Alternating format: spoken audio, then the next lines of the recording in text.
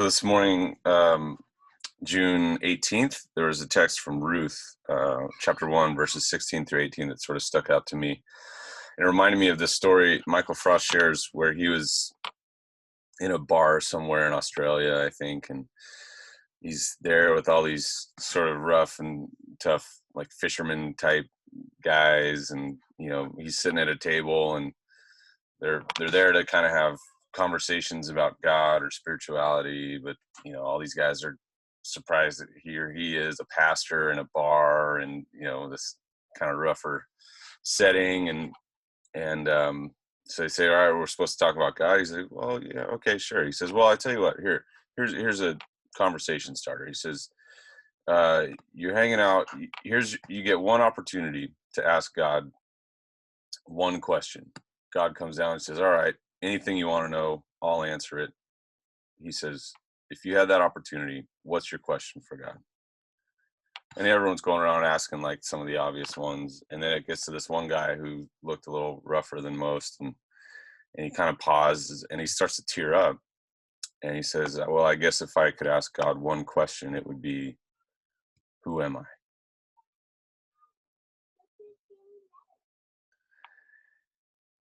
What a brilliant question. And so this morning, I think a question that we can sit with is, who are you? Who are you? Who am I? And really, it's a question of our identity. What defines us? Who are you?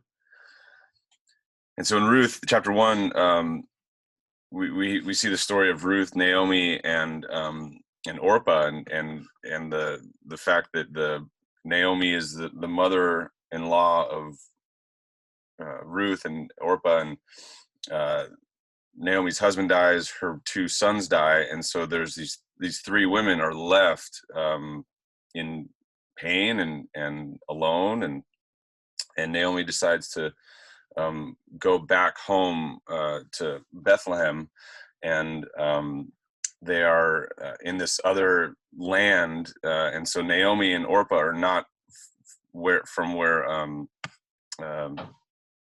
Naomi is. They're Moabite women, and so all of a sudden there's this conflict where Naomi's ready to go home back to Bethlehem, but for Orpah and Ruth, they are home. They're in Moab, and so Naomi's just getting ready to kind of give it all up and leave, and both Ruth and Orpah say, no, we'll go with you, and Naomi's like, look, and she kind of lays it out. She says, look, I'm old. I'm not getting married again. I'm not going to have any more kids, any more sons that you can get married. Stay here. This is your best path forward.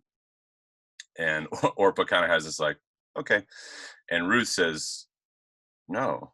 In verse 16, she says, replied, don't urge me to leave you or to turn back from you. Where you go, I will go, and where you stay, I will stay. Your people will be my people, and your God, my God. Where you die, I will die, and there I will be buried. May the Lord deal with me, be it ever so severely, if even death separates you and me. When Naomi realized that Ruth was determined to go with her, she stopped urging her.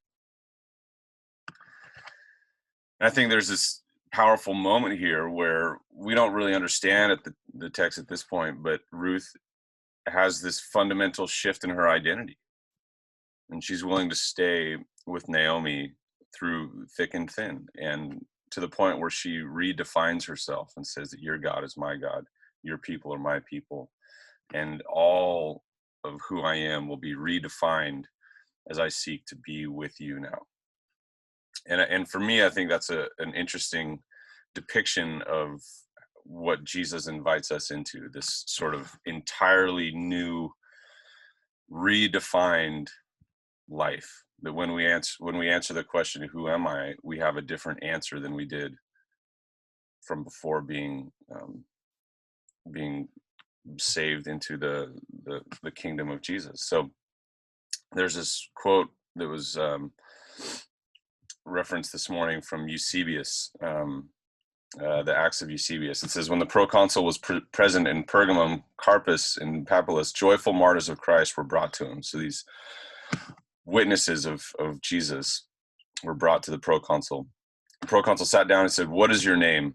The one who was questioned answered, my first and chosen name is Christian. But if you're asking for my name in the world, then I call myself Carpus.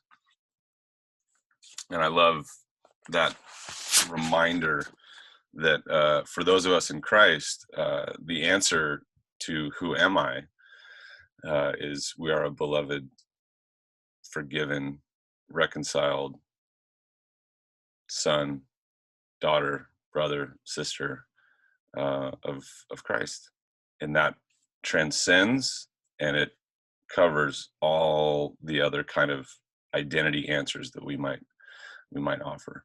And what a powerful reminder in an age where there are very many competing voices seeking to define us in ways that fall desperately short of Jesus.